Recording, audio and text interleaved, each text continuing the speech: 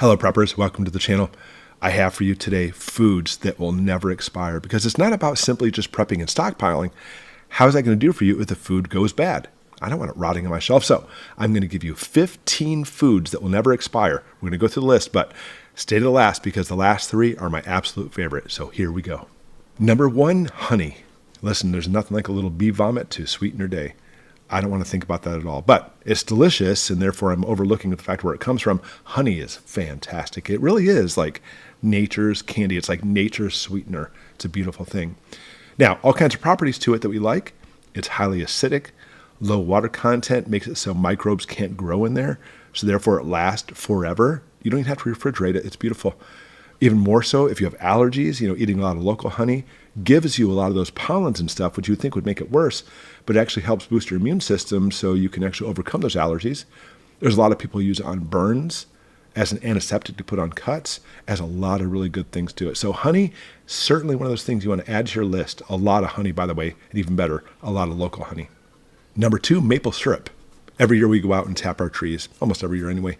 And wow, I'll tell you, there's a big difference between the real stuff, the real maple syrup, like from our trees, than you buy from the store. But you can still get the good stuff from the stores, by the way, and that's what you should go with.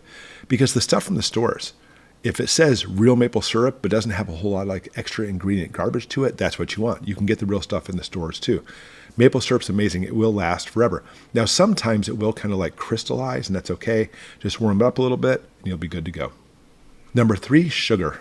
Sugar does the same thing, by the way, when it comes to microbials. It makes it so it literally sucks the water out of like bacteria, for example. So therefore, you can store it and it'll actually never start rotting or spoiling because the bacteria can't grow in it.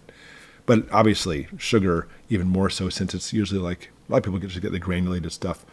Obviously, sugar is not the best thing for you. I mean, personally, we try not to eat a lot of sugar in our household, but we do have some really good for baking and everything, making cookies and stuff. But obviously, you want to be able to put into some kind of sealed, dried container, so that way it can last practically forever. But make sure sugar's on your list because baking, it's for a lot of baking uses. Number 4, salt. Electrolytes, first off, are the key. We have to have salts in our diet. I'm not kidding you. We have to. It helps us retain water. And I try to drink electrolytes every single day. All you have to do is you have a glass of water, just take a pinch of salt and toss it in there. It'll help out amazingly well. Not to mention, makes your fries taste amazing too. Medically speaking, it does the same thing as like sugar and stuff too. It sets it up where literally it sucks the water out of like bacteria and everything. Works very well to make it so like food doesn't rot. Food rots, by the way, practically speaking, because of like bacteria and critters and everything in the food. The salt will reduce it. That's why people like salt meat. You salt the meat, it makes it so the bacteria doesn't have a chance to grow. But even more so, people use it for cleaning cuts. I mean, I wouldn't recommend just pouring salt on an open wound. Really painful, right? But a salt solution works really well. You can warm up some water, put some salt in there. I won't worry about the measurements right now. You can Google it, but you can do that. It helps clean out stuff. But make sure you store your salt in a nice sealed, dry container, and it'll last forever. Number 5, pasta. And so many pasta to choose from. Lots and lots of them. Basically, spaghetti to elbow noodles to those little spiral-looking ones are great. Now, pasta does have a lot of carbs. We're talking about crab it's the fan. You want to have some extra carbs for energy, by the way. But the beautiful about it, it also has a lot of proteins. And also the ingredients of pasta, blows your mind, also has antimicrobial tendencies. Unfortunately, with pasta, though, you can't simply just let it sit out. It may not rot per se, but it gets kind of like just gross. So I always take our pasta, put it in our Mylar bag with oxygen absorber, and it'll last like that for literally decades. Number 6, oats. It's always best to get rolled or steel-cut oats. Incredibly good for you. For those breakfast people, that's a great way to get started. High in protein, lots of fiber. Again, carbs too to get your day going. People look at it as the breakfast of champions. Now, same thing when you store this. What I like to do is get a food-grade bucket, pour all my oats in there, shake it so it's nice and packed, and throw an oxygen absorber in there and then seal it. But you want to have an oxygen absorber in that as well and to store your oats long-term. Number 7, canned stuff. I know that's like a wide array of things, isn't it? So basically veggies, fruit, potatoes, all kinds of canned things, all kinds of choices, and they're sterile. I want you to understand when they seal the can, whatever food it is, they put the temperature so high it kills off those buggers, because remember, that's what makes food rot. It kills them off, so they're dead. There's none in there that's going to make your food rot, then they seal it. And as long as that can is sealed, nothing along the top or the sides, no big sharp dents in it, nothing along the seals, and it didn't like get too big or too small because of temperature changes, that canned food will last, you ready for this? Forever. Please don't listen to people who tell you that otherwise. Even our government, which not that I necessarily trust our government, says that canned food lasts forever as long as the seal is intact. Now, at the end of this, I'll link a video. There's certain things to look for if those seals do get ruptured. You know, when you open up the can, it explodes on you or has some kind of weird critters growing in there, obviously bad news. But when it comes to food in cans, it's sterile. In fact, the nutrition level of canned food is actually really decent, a lot better than you think it would be. Because of a lot of the produce we get in the stores nowadays doesn't have a lot of nutrition anyways because of the way they do the farming. The canned food, all the studies show it has pretty much the same nutrition level as like the fresh produce like at Walmart. That may not be saying much. But when you look at the canned food, it usually has 3 ingredients. The food, like a vegetable, for example, some water, and salt. And I know a lot of people try to limit salt. I understand what your doctor told you as far as salt goes and hypertension. Do your research on that. Again, we have to have salt. But all 3 of those in reality are good for you. And now, there are some times where you have to worry about like fruit, for example. Maybe you open up a can of peaches. You can still eat it. It tastes kind of like metallic-y. And what happens is that highly acidic food like tomato paste and stuff too, tomato sauces, will react with the metal from the can. But it's actually still good to eat. 10, 20 years down the road, you can still eat it. It just has like that metallic-y taste. Some people put a little baking soda in there and prepare it that way. Some people put a little like brown sugar in there or something to help offset the taste. It can happen. You know, you can do it, by the way, get the taste out of there, but it's still edible and it's not going to hurt you. Number 8, alcohol. Same thing, won't expire because it kills microbials. Alcohol kills microbials. Now, obviously, we're talking about alcohol. You can get the rubbing kind, but we're talking about foods in this video. We're talking about liquor. Whiskey, vodka, your liquor of choice. Now, don't need any fridge. I mean, you may want a freezer. Some people like their whiskey on the rocks. But preppers like to actually store it for medicinal purposes or disinfectants, and you can do that. But what they don't know is you really need to have a 70% alcohol content or 140 proof. Most of the ones you get from the store just buying them aren't usually quite that high.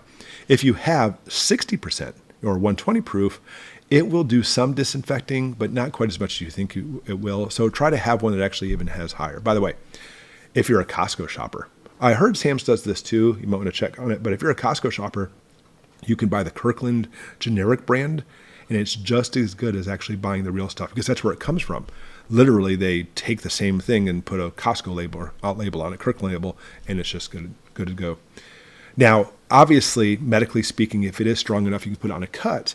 But even medicinally too, days of yore, people, like doctors would tell people drink alcohol.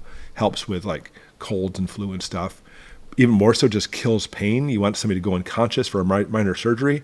I'm not saying do surgery on your own at home. But if crap hits the fan and you don't have any anesthetics with you, why would you? People used to do that back in the day, is have them drink until they passed out. Then they would do the surgery and they would wake up with a headache and their appendix gone or whatever the case may be. So whatever you need to do in that situation, that's between you and whatever. I'm not telling you to go home and do surgery. In fact, I'm saying just the opposite. But alcohol has been used for that for millennia. And number 9, powdered milk. I don't know if you know it, but cows during the apocalypse are going to disappear. They're going to be gone. No one knows why. I mean, obviously cows won't be, but your access to the cows and getting fresh milk may be. So having a lot of powdered milk works very well for you. It'll basically last for decades. I personally like the American Reserve's powdered milk. I'll link that below. That's where I get all mine from. Lots of different places you can, but that's my favorite. But have lots of powdered milk. It has all kinds of different uses, especially if you have kids. Number 10, coffee and tea. So coffee and tea will last forever? Well, kinda. Instant coffee will. Regular coffee beans, I don't care if it's the beans or ground up, will not last a long time because of the lipids in there, and the lipids will make it turn rancid. Now, if you didn't know, when we talk about rancid stuff, it will change the chemical makeup of the food. You can still drink it, in this case like coffee, or you can eat rancid food. You can. It'll make your stomach upset. It does decrease the nutrition value. It may not taste the best, but you can still eat it, by the way. It's just tastes kind of gross. But regular coffee will do that. It'll turn rancid. But instant coffee won't. And teas are good to go too. Personally, I'm an Earl Grey guy. But having lots of tea bags and everything, there's nothing like, in a very stressful situation, to be able to relax with a cup of coffee or a cup of tea. It kind of takes that edge off. Number 11, ghee butter. Also called clarified butter. Fantastic stuff. And what it really is butter with the water content removed, which again makes it kind of difficult for things to grow. That's how butter came about anyway, because before refrigeration, raw milk would last not long, especially without refrigeration. So they would turn it into butter, which lasts a lot longer. But if you could take the water content out of it, that's ghee butter. That's even better. And has all kinds of uses. And in reality, no matter what some of the different like government sites say, it's really good for you. Number 12, spices and seasonings. Okay, obviously not a food per se, but helps your food. And I'll tell you right now, bland dishes are the worst. When you're in a really stressful situation, like even in combat, we would actually get food. I mean, MREs would, back in my day, I loved them, but sometimes you would get this food. It was like the most delicious food ever. It was like, what? Why are we getting this delicious food? Because there's something about having a nice, warm, tasty meal that takes that stress off.